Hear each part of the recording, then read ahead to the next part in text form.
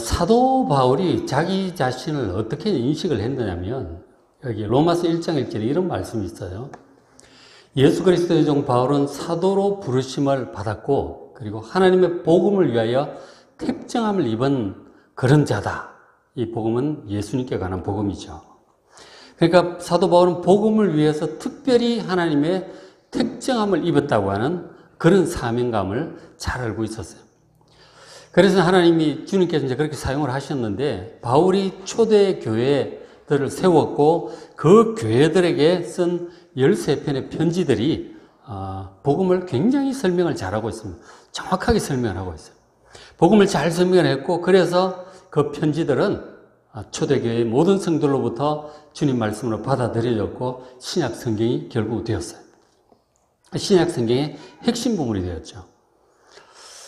복음은 우리를 죄와 멸망으로부터 구원하는 너무나 중요한 내용이에요. 근데 문제는 사람들이 그 복음을 자꾸 변질시키려고 한다는 거예요. 바울 때도 그랬고 지난 2000년 내내 지금도 그렇습니다.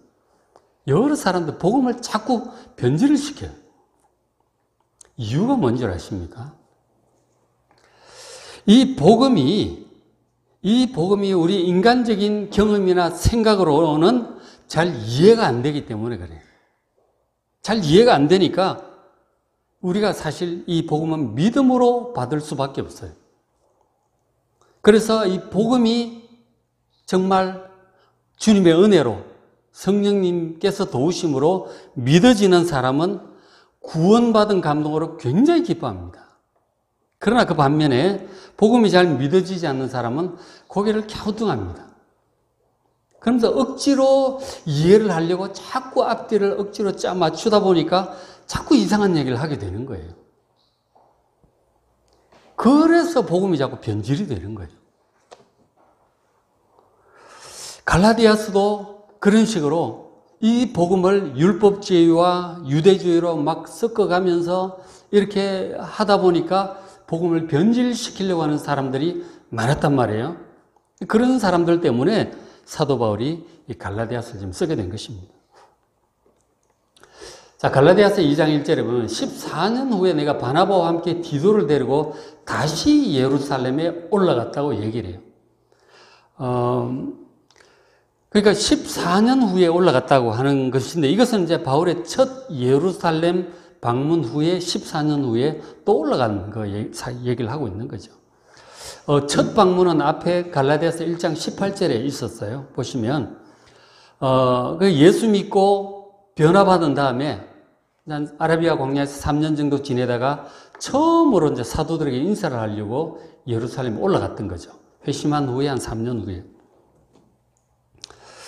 거기 가가지고 이제 한 15일간 정도 머물렀다고 그랬고, 베드로와 주의 동생 야고보 정도 만났다고 이제 그렇게 기록을 하고 있어요. 그게 첫 방문이었고, 그러고 나서 이제 14년 후에 서기로 치면 서기 49년으로 이제 학자들은 봅니다. 서기 49년에 예루살렘을 또 방문을 한 것이죠. 예수님께 십자가에 죽으신 내가 서기 30년에 올라갔는데 서기 49년에 지금 올라간 것이죠.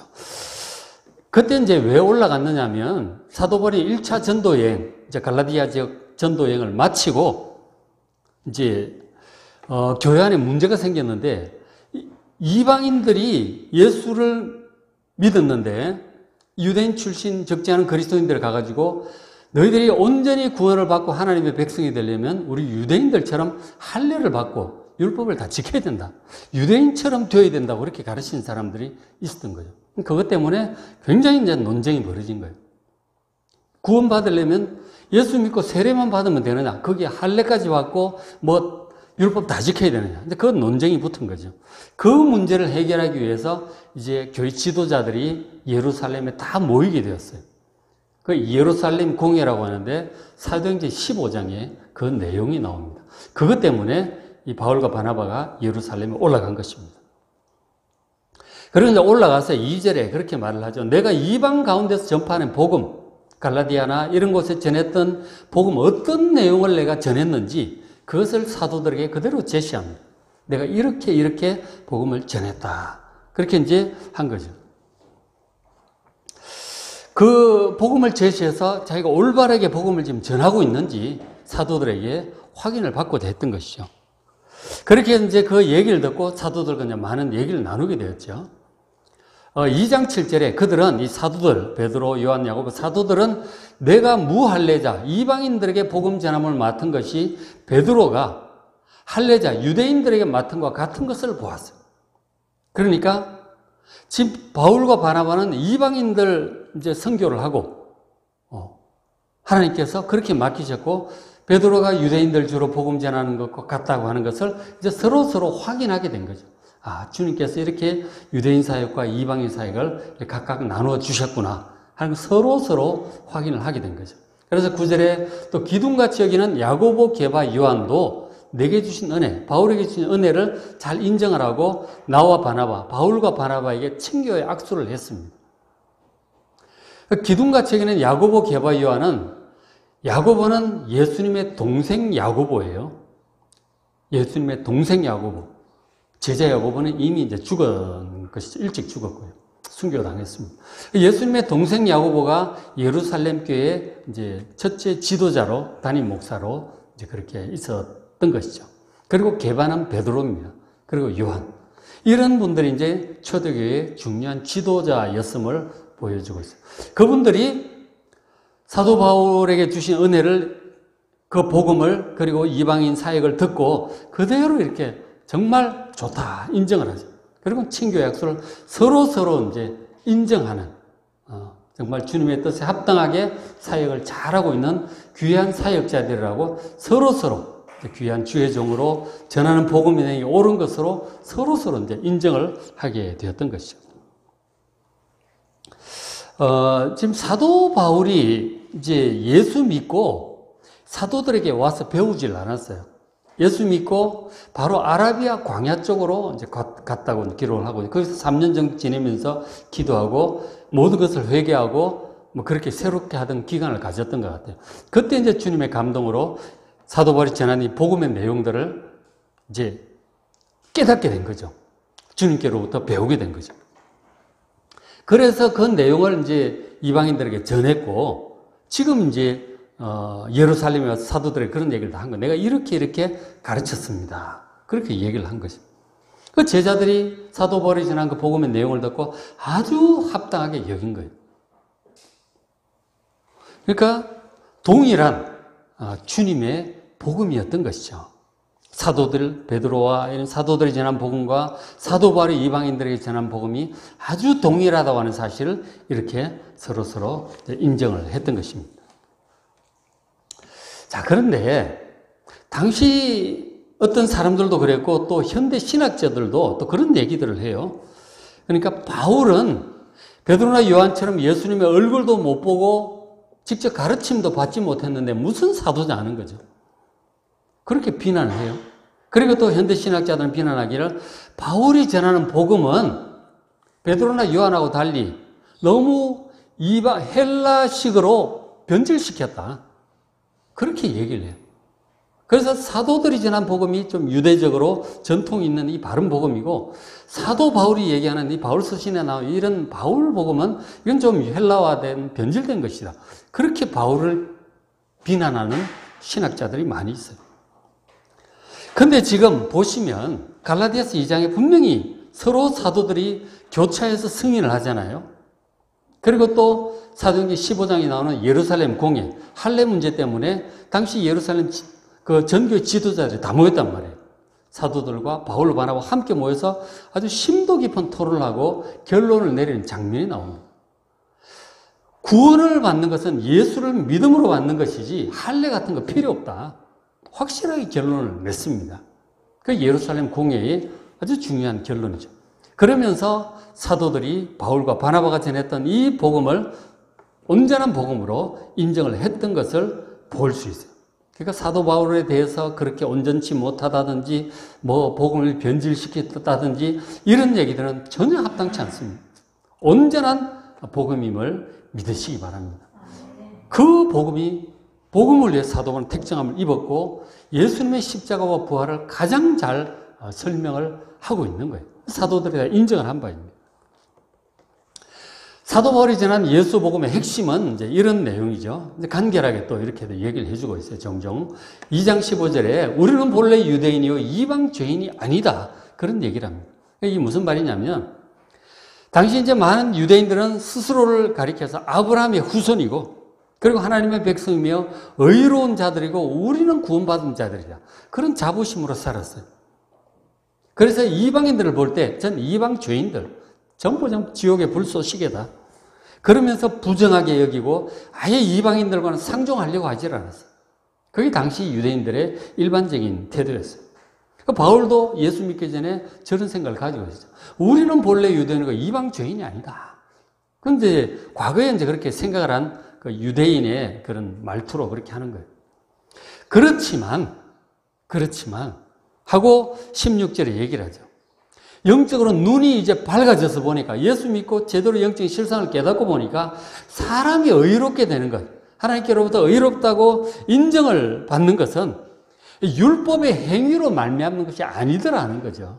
그것을 제대로 깨닫고 오직 예수 그리스도를 믿음으로 하나님께로부터 의롭다 인정을 받게 된다는 것을 깨달은 것이죠.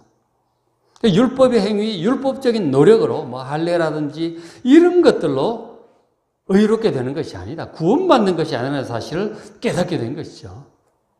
그런데 당시 이제 유대인들은 일반적으로 어떻게 믿었느냐면, 우리 유대인을 하나님의 백성이 되게 하는 가장 중요한 율법, 구약 성경 다 있지만 그 중에 가장 대표적인 것 세 가지를 얘기를 했는데, 그 하나가 첫째가 할례예요. 할례 받아야 된다. 남자 8일 만에 이제 태어나면 할례를 받잖아요. 하나님의 백성의 표시다 하는 거예요. 그리고 두 번째로 안식일을 지켜야 된다. 그게 하나님의 백성의 표시다. 그럼 정결 예법을 잘 지켜야 된다. 그런 것들이 가장 중요한 대표적인 율법의 행위였어요. 그런 것도 하는 사람이라야 저 사람은 구원받은 하나님의 백성이라고 서로 이제 인정을 했던 것이죠. 근데 구약 성경을 이렇게 쭉 보시면, 우리 요즘 뭐 열왕기, 상하 이렇게 보고 있고 예레미야, 에스겔 이렇게 보고 있잖아요. 거기 보면 그들의 조상 유대인들이 이런 것을 정말 잘했어요. 할례 다 받았고 안식일 지켰고 예배드리고 정결 예식 다 했어요.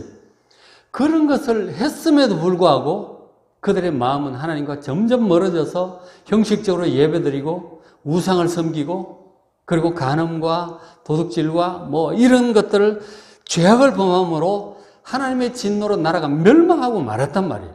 그게 엄연한 역사적인 사실이거든요. 할례를 하고 안식을 지켰는데도 하나님의 진노를 받고 이렇게 멸망하고 만 거예요. 그런 문제를 구약을 잘 알고 있는 이 바울도 문제의식을 가지고 있는 거죠.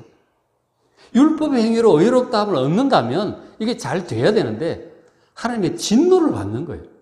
그걸로 안 된다, 뭔가 안 된다고 하는 문제를 바울은 잘 알고 있는 것이죠. 그렇지만 다른 딱히 없으니까, 다들 그렇게 하고 있으니까 이제 그렇게 해왔던 것이죠.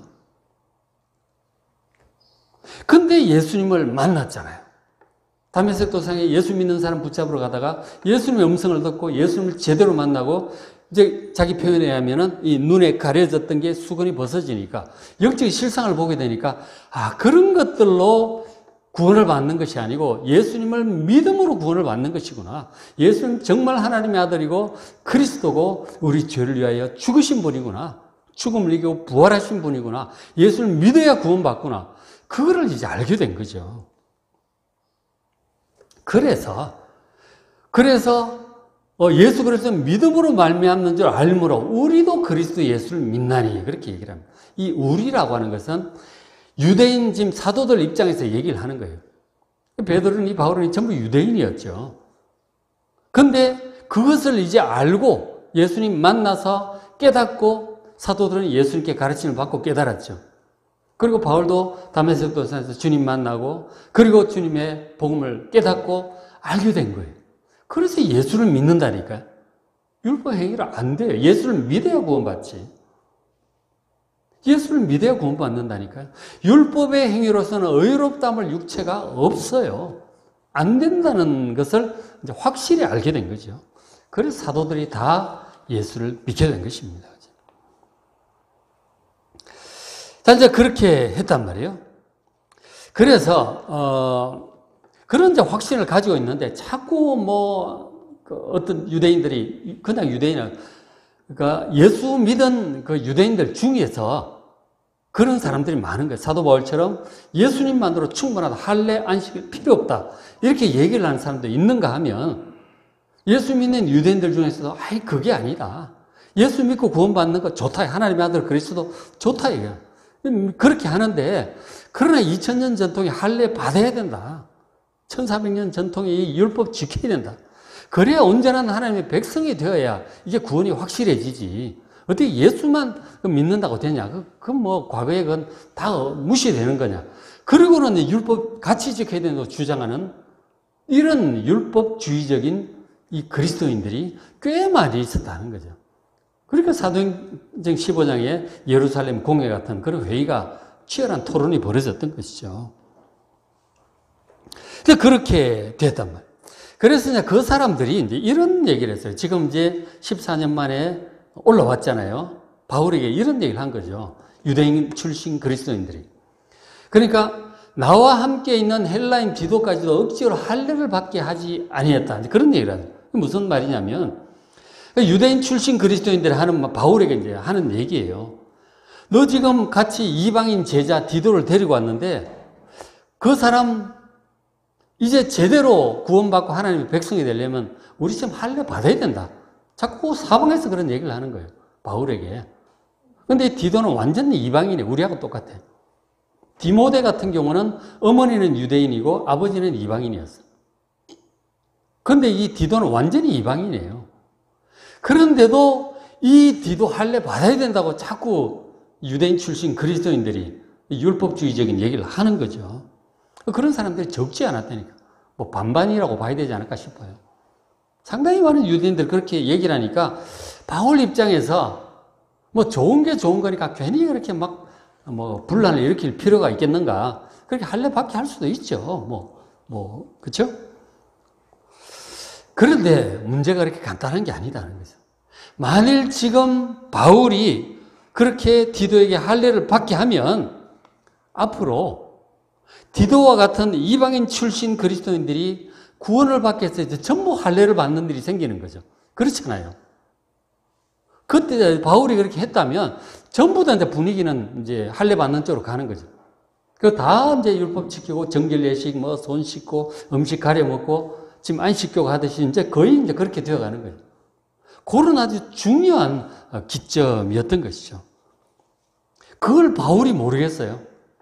바울이 성령의 감동으로 이게 보통 문제, 간단한 문제가 아니라는 사실을 엄청나게 중요하다는 사실을 깨달은 거죠. 이 디도, 자기 제자 디도를 할례를 받게 할 것인가 말게 할 것인가.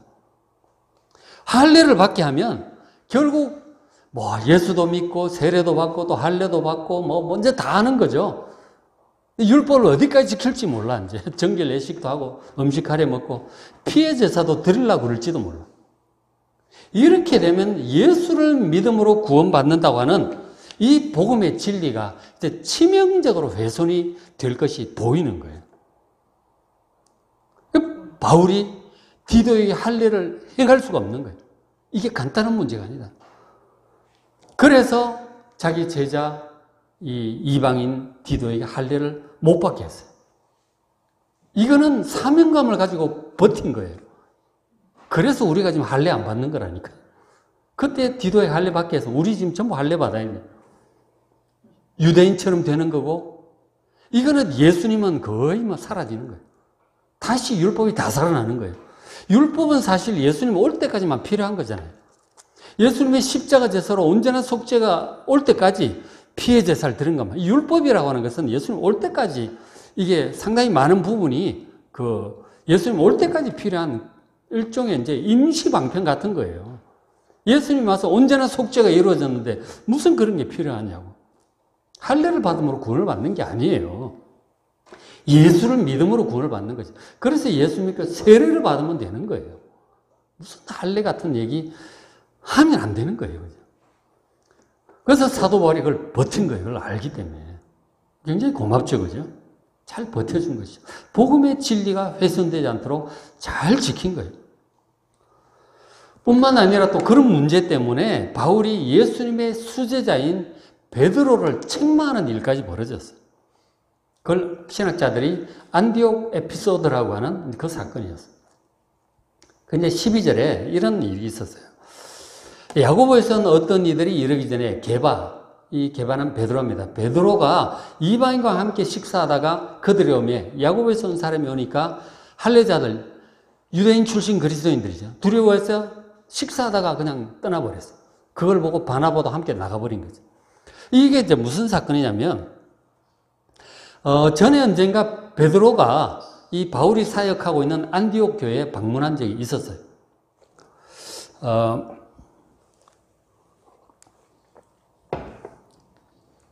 이 안디옥 교회는 예루살렘 교회와 달리 이방인 그리스도인들이 이제 많았어요.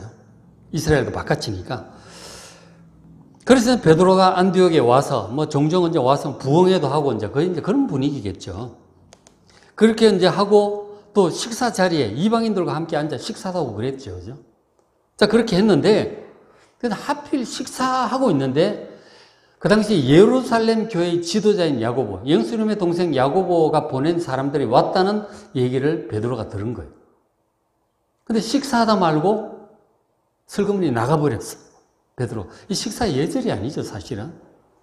그러니까 베드로 나가는 거 보고 왜 나가는지 알죠. 바나바도 슬그머니 따라 나가버렸어.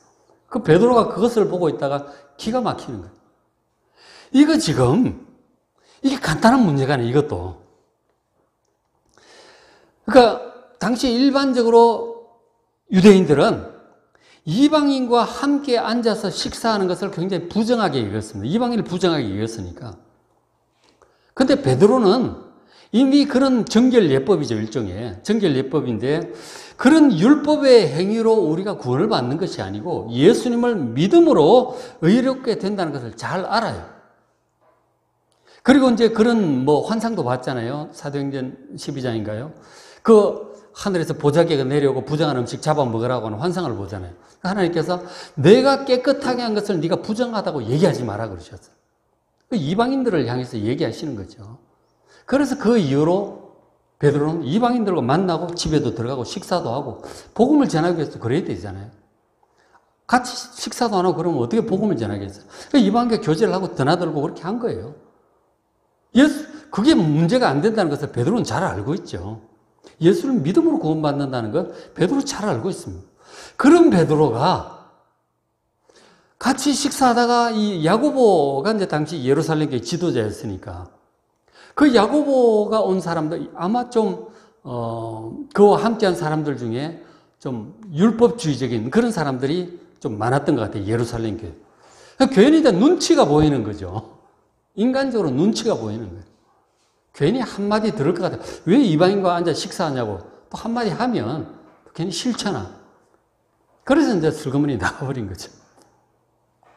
그게 이제 뭐 인간적으로 이해할 수도 있죠. 뭐 좀 그랬나 보다. 뭐 베드로 마음에 확신이 없어서도 아니고 뭐 좀 그랬나 보다 하고 뭐 봐줄 수도 있죠. 자, 그런데 그게 또 그렇게 간단한 문제가 아니에요. 이게 복음의 초창기에 문제죠. 그래서 이 바울이 이거를 좌시할 수가 없어요. 이것도. 안 그러면 복음이 자꾸 훼손이 되니까. 그러니까 나는 그들이 이 베드로나 이 이제 바나바 이런 사람들이죠. 복음의 진리를 따라 바르게 행하지 아니함을 보고 이 지금 이미 이방인과 함께 식사하고 교제하고 있으면서 뭐 사람 눈치 봐가지고 또 그렇게 뭐 정결 예법을 지키는 것처럼 또 그렇게 나가느냐고. 하는 것도 아니고 안 하는 것도 아니고. 그죠? 인간 눈치 봐서. 그러면서 모든 자 앞에서 게바에게 공개적으로 베드로를 책망을 합니다. 네가 유대인으로서 이방인을 따르고 유대인답게 살지 않으면서 이미 그렇게 이방인들처럼 함께 식사하고 정결 예법 이런 거 안 지키고 지냈잖아. 어찌하여 억지로 이방인을 네가 그렇게 당신이 그렇게 하면 이방인들이 그러면 당신처럼 또 그렇게 뭐 이방인들과 식사도 안 하고 정결 예법을 지키고 뭐 안식을 지키고 그렇게 할 거냐? 당신 지금 그렇게 만드는 거다. 그렇게 응급결에 그렇게 정결 예법을 지키는 것처럼 해버리면 이방인들 당신 따라하지 않겠느냐. 이건 복음의 진리를 훼손하는 거다. 공개적으로 막 베드로를 책망한 거예요. 그런 얘기를 했단 말이에요. 근데 당시 기독교계에서 예수님의 수제자인 이 베드로의 권위를 생각을 하면 거의 뭐 예수님 보듯이 봤을 거 아니에요. 그 권위를 생각을 하면 이 후배 사도인 이 바울이 베드로를 공개적으로 책망한다는 것은 굉장히 충격적인 일이었어요. 아주 막 온 기독교계에 뒤집어질 일이라고요. 어떻게 후배 사도인 이 바울이 그럴 수가 있느냐. 너무했다. 막 이제 그런 비난이 나올 수 있는 그런 상황이었어요. 그런데 이 베드로가 순간적으로 인간적인 생각으로 얼결에 그 행동이 자칫 세월이 흘러가면서 복음의 뿌리를 흔들 수도 있다는 것을 바울은 잘 알고 있었던 거예요. 이게 영향을 미친다니까. 은근히 이제 기독교인들이 막 이방인과 식사하는 것을 거리끼게 되는 게 쫙 퍼진다니까. 그 소문 나면서. 소문이라는 게 한 달이 건너가면 뭐 그렇잖아요. 그죠? 베드로가 그랬대는데 그러고 나오면 어떡해. 그래서 이것은 명백히 바울이 짚지 않을 수가 없었던 거예요. 감히 그 선배이지만 할 수 없어요. 복음을 수호하기 위해서, 진리를 수호하기 위해서 베드로를 바울이 공개적으로 책망을 한 것입니다. 그러니까 바울은 이 복음의 순수성을 지키기 위해서 정말 최선을 다한 거예요. 욕을 먹더라도. 바울의 철저한 태도, 이게 굉장히 중요한 거예요. 그래서 이 복음이 지켜진 거라고. 바울이 얼마나 복음에 철저했는 줄 아시겠죠. 왜냐하면 자기 자신이 그 바리새인 출신이잖아요. 그 율법을 철저히 지킨 사람이었거든. 근데 그걸로 안 된다는 것을 철저히 깨닫고 오직 예수만으로 된다는 것을 철저히 깨닫는 거예요. 그래서 이것을 명백히 선을 그어두지 않으면 순식간에 또 이제 돌아가는 거예요. 사람이 그렇다니까, 그죠?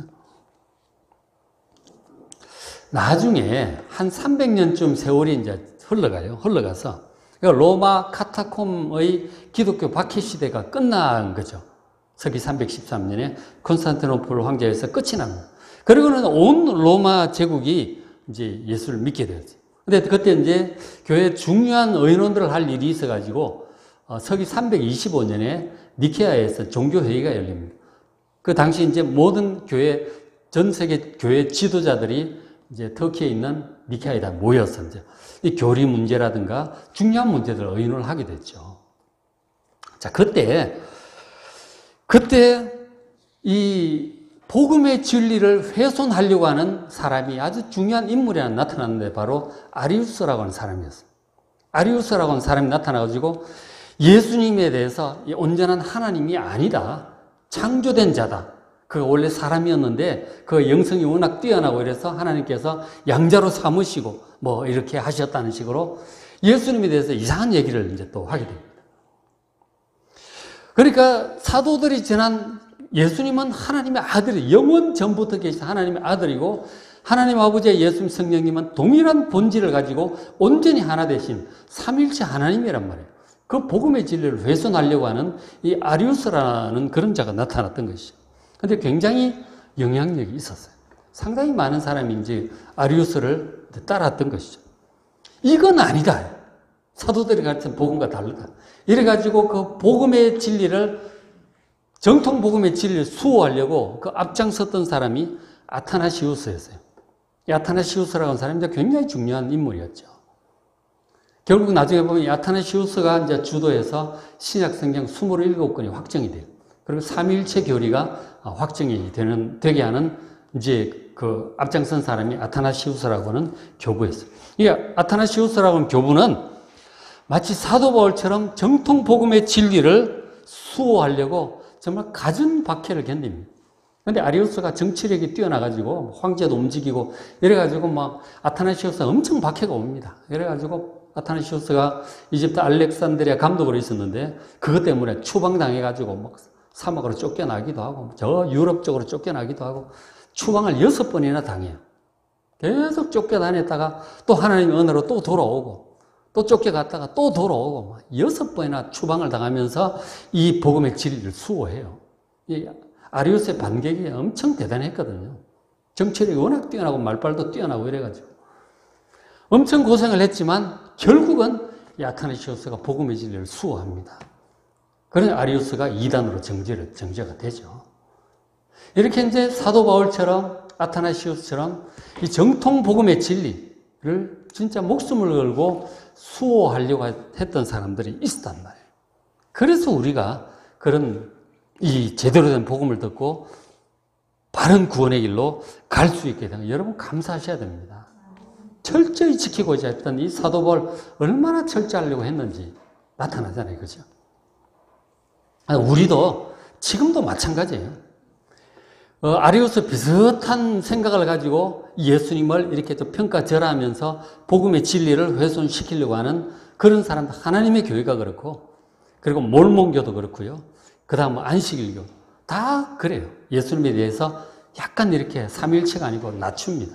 한 등급 낮춘 2급 신으로 사람도 아니고 하나님도 아닌 중간적인 존재로 그렇게 얘기를 해요. 뭐 천사다, 무슨 첫째 피조물이다, 뭐 별 희한한 얘기를 합니다.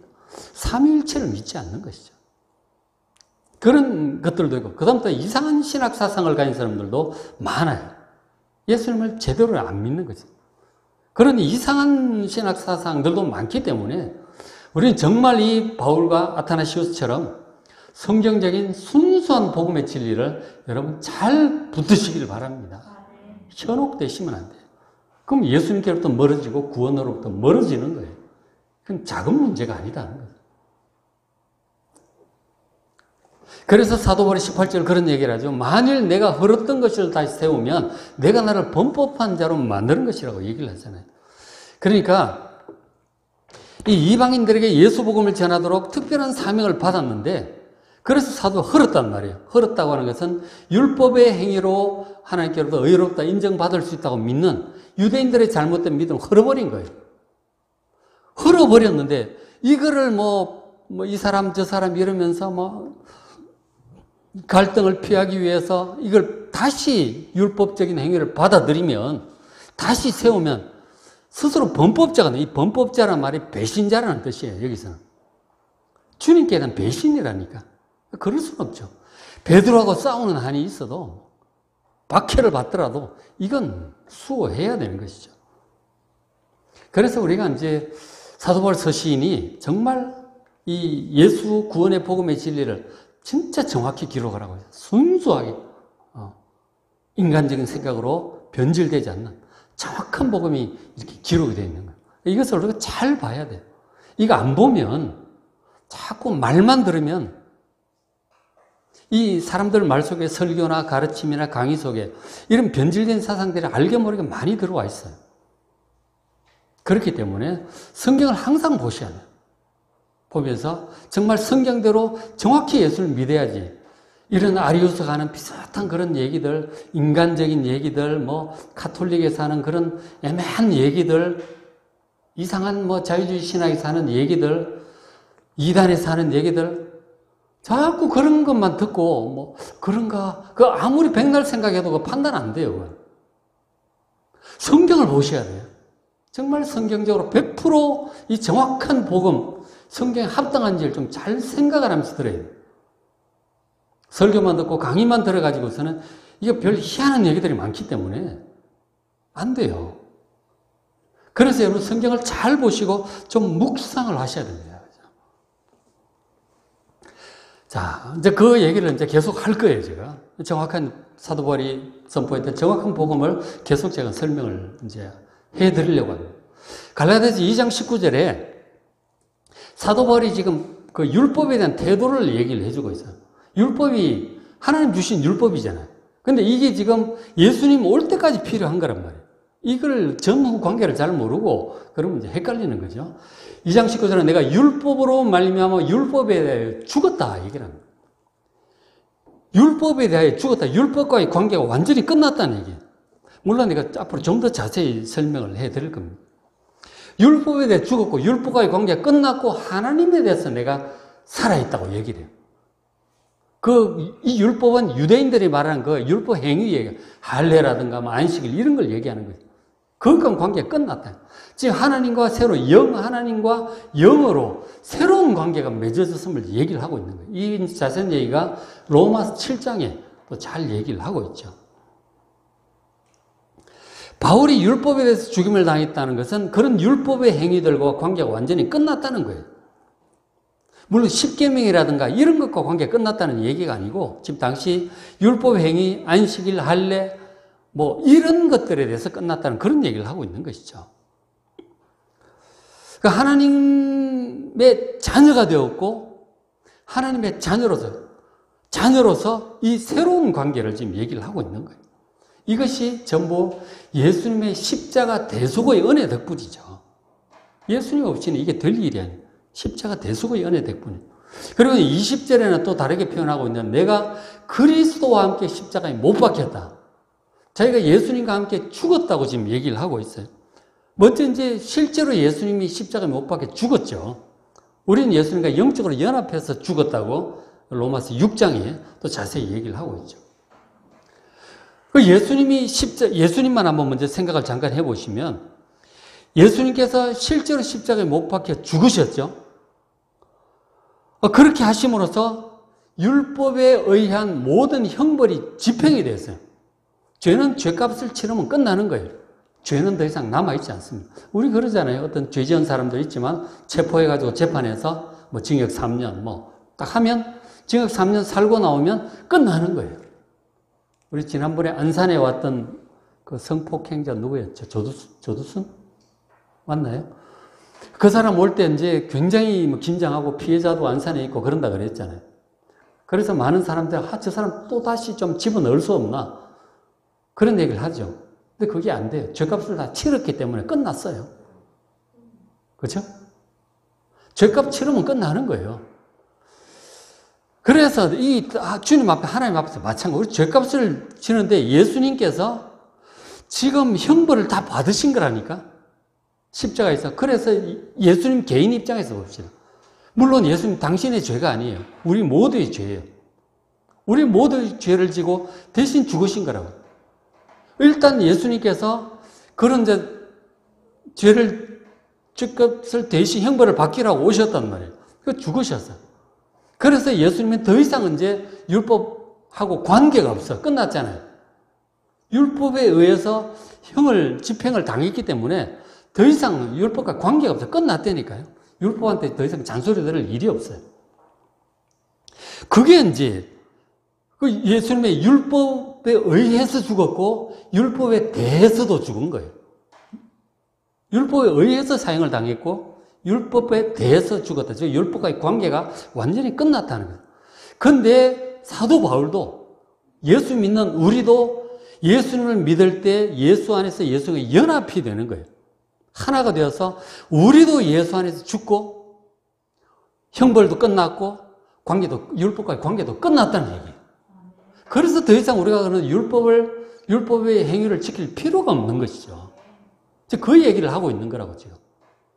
이게 예수 복음의 핵심이에요.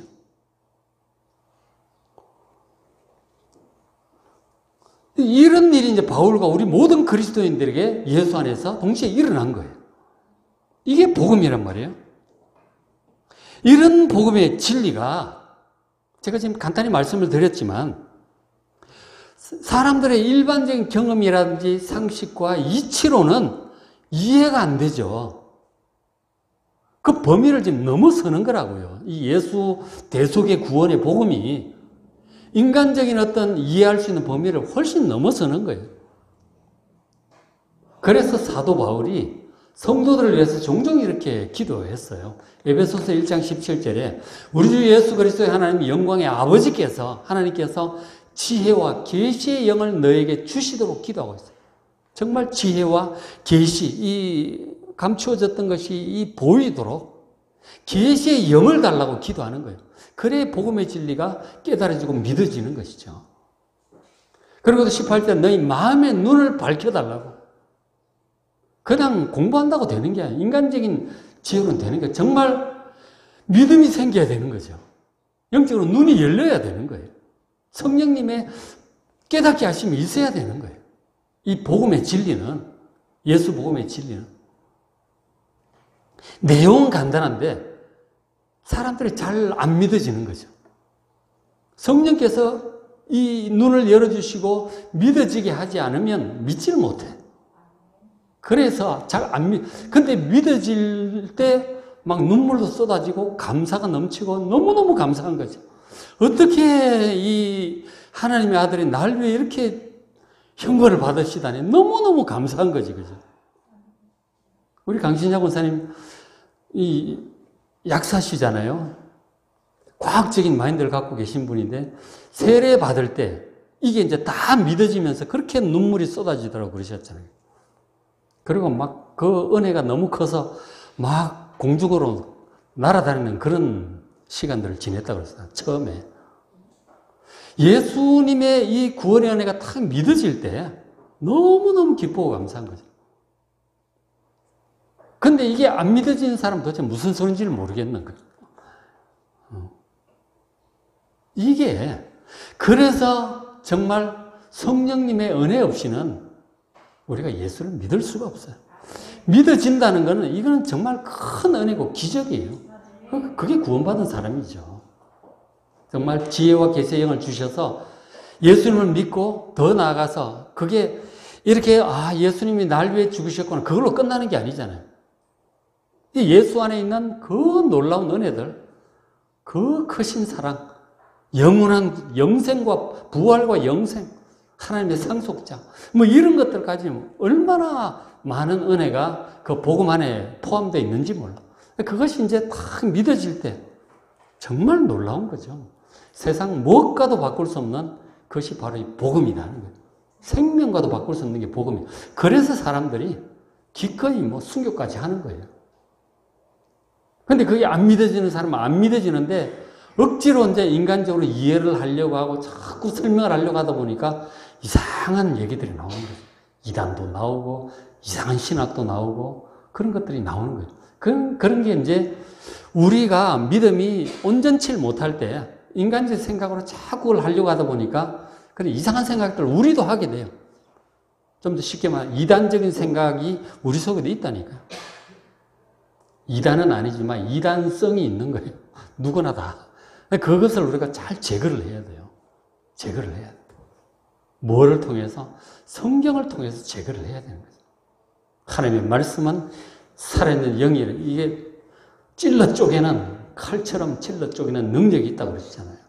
말씀을 통해서 여러분 정확한 복음의 진리에 굳게 서서 이단적인 이상한 생각에 끌려가지 않도록 성경을 늘 읽으시고 묵상하시고 그리고 지혜와 계시의 영을 주시고 마음의 눈을 밝혀달라고 기도하는 여러분 되시길 바랍니다. 기도하겠습니다. 하나님 아버지 감사합니다. 우리를 죄와